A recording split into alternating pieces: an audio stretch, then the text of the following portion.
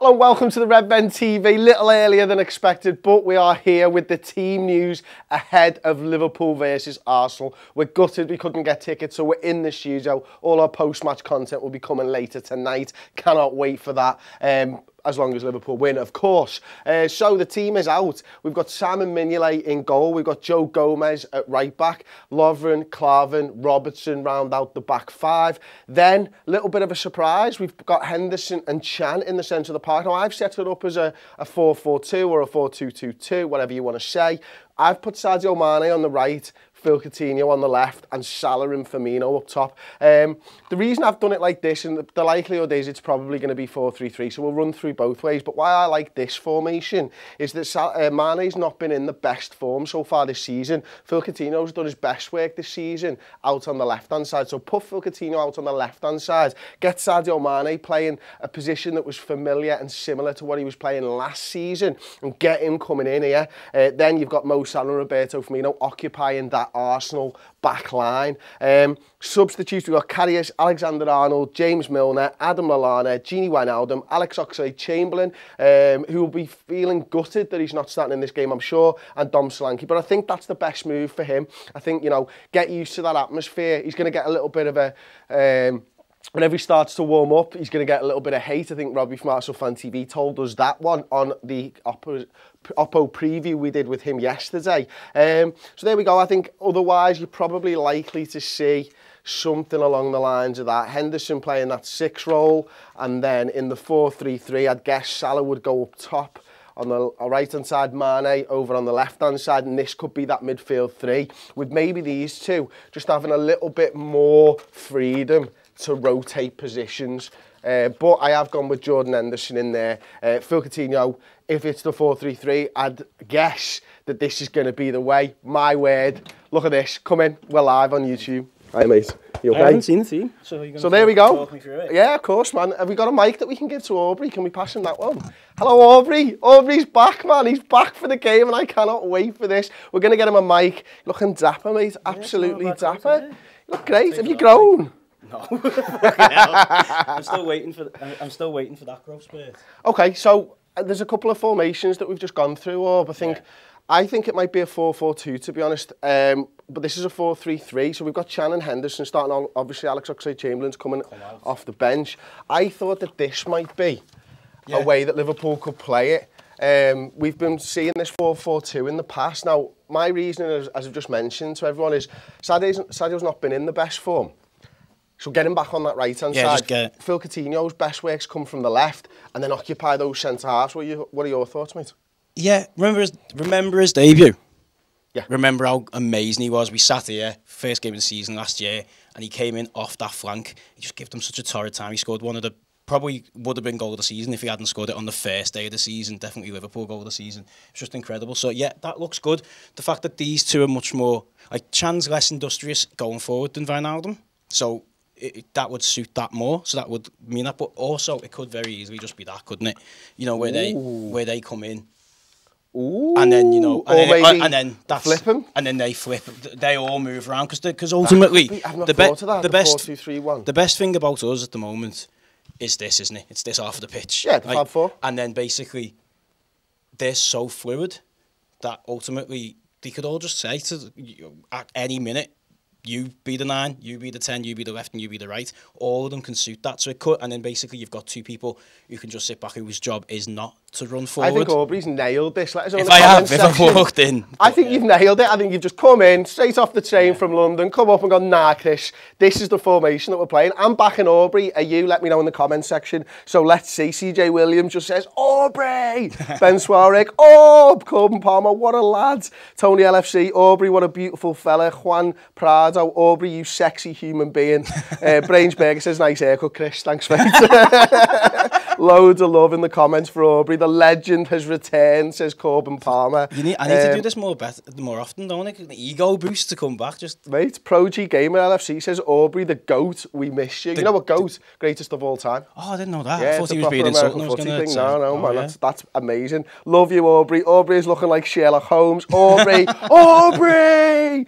That formation works, says Kieran Hewsome. Who's at the game, says Ben Suarez. Not me. Nice share, Chris. It's me, Majora's Mask shirt. Paul got it for me for my birthday. Part of my birthday present. Absolutely love it. Aubrey Nudes, hashtag amazing. Chris, what do you think about the importance of this game when we have Man City coming up in the next few weeks? This could be a huge confidence boost. I tell you what, let's get Aubrey. He's back. Let's get him to answer that question. What do you think? Well, there's two parts to that question. One, the importance of this game. Pretty much every game in the Premier League is massively important, isn't it? Every week, I watch the lads still, and you sit there on the couch and you go, this is the next biggest big game, isn't it? Because it always is. The Premier League's so competitive, even though at the very, very top, Man City looking like they're running away with it. Everywhere else, Tottenham look like they're in crisis now. And you're like, wow, fucking hell, Tottenham was such a good team. They turned us over a few weeks ago. So this is huge. We've got to, if we can go away to Arsenal and win, or not, like even get a draw and be maybe unlucky, which is how we have been in other games, that's massive. That's a marker. We took 4 points or 6 points off Arsenal this year. That's going to be huge. Our success last season, what got us into the top 4, was built on the fact that we won that mini league of the top 6. We haven't actually done that well this year. We went to Tottenham, got beat. We went to Man City and got beat. So we need, and drew with United, and then we won our Arsenal. We need to start winning that league again, because that's ultimately, we'll pick up points, we'll lose points against the other teams in the league. Everyone does. You don't get relegated. They're the difference makers, though, aren't they? You don't get relegated if you win the relegation battles, and you finish top 4, you win the league if you do well in that league. So that's tonight. Got to go there, got to do a good showing, and we've got to get a result being a draw possibly or a win. Confidence booster for Man City. This team's mad because they are just insane, aren't they, this season? Like, they should have the most confidence in the world because they're putting 7 past teams every other week, and they've got the best player in the league at the moment, other than De Bruyne. And then you've got these other fellas. If you're someone there, you look at these players who are on the pitch, you should be full of confidence, but Man City are also fucking flying.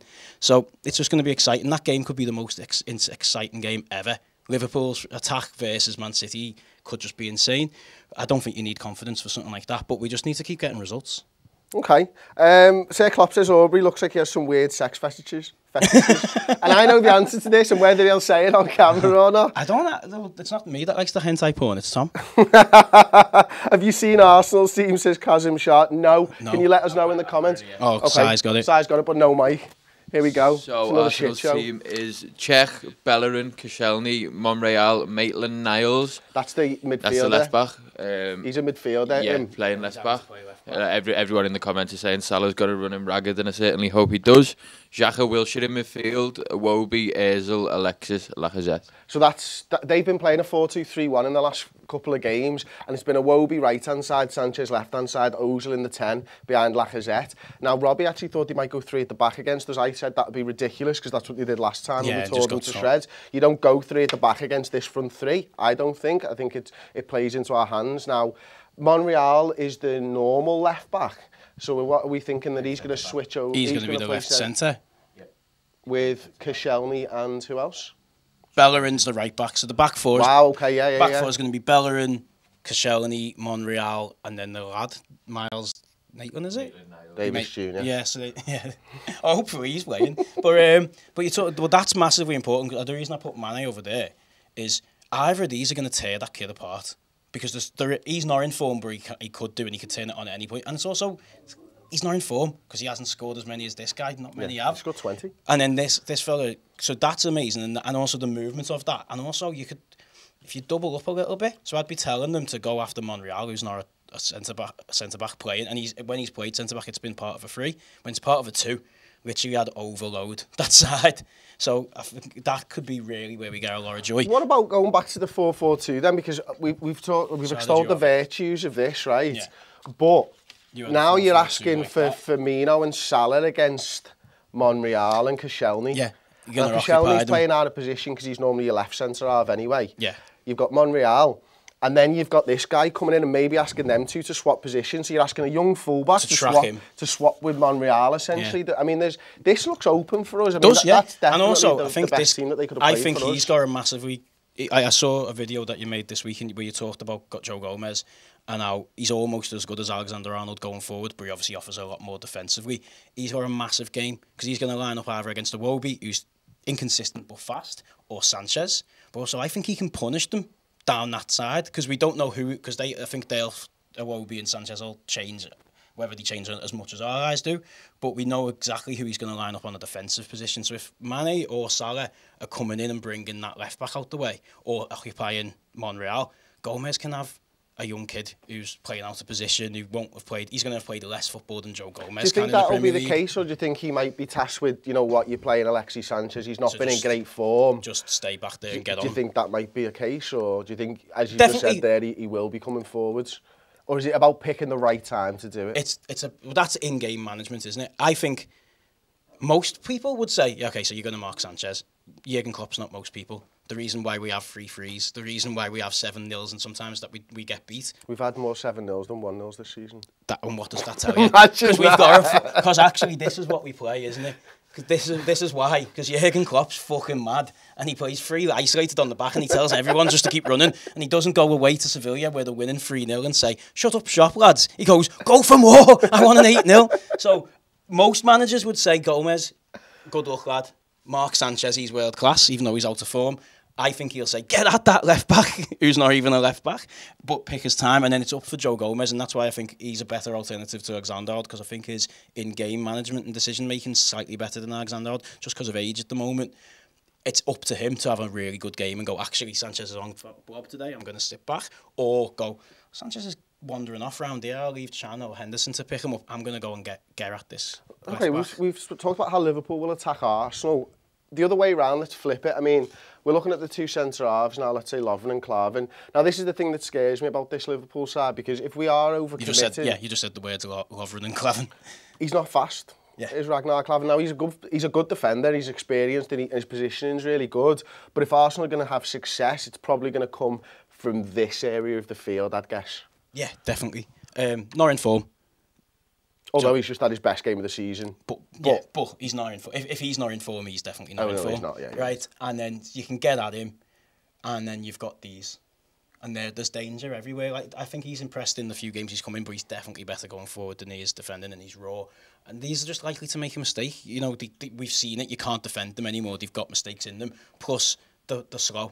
They're not Williams and Jarjenka slow, but they're slow, aren't they? You know what I mean? And then we've always seen the times that Klavan has actually made mistakes. It's been when someone's got at him, he's come to meet the ball higher up the pitch. He's not judged it right, or they've got past him and then he's just been done because he can't keep up with them. Going back to as early as one of his first games for us, Burnley away last year, that's how he got done. And they've got good attackers, you know, Lacazette, Sanchez, Iwobi as their front three. Yeah, and Ozil in the 10. And Ozil sitting in the 10. So as excited as we are about these, and I genuinely think individual and on form, our Fab 4-5 are better than them. But that's exciting. If we were on Arsenal TV doing the reverse, you'd say, okay, gotta try and defend them. We're a bit scared, but how we get at them is we target Lovren with Lacazette, and Sanchez pulls them out of position. Gomez is young. You know, I don't even know if he's ever played away at Arsenal before, because he's in his second season, isn't it? So everything's new to him still. This lad, you know, he's massive had massive game for him because they've had very different experiences when you're in a relegation team at Hull.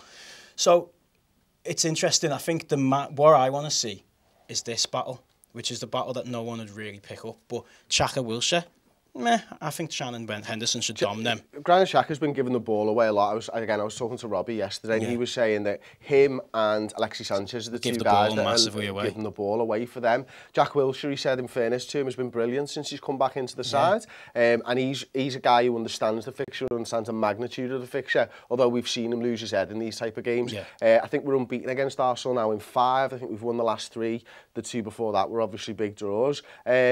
Before we wrap up this video then, I've got one comment from an Arsenal fan here, Charlie Jenkins. Arsenal fan here, we are fucked with the team the French prick has picked.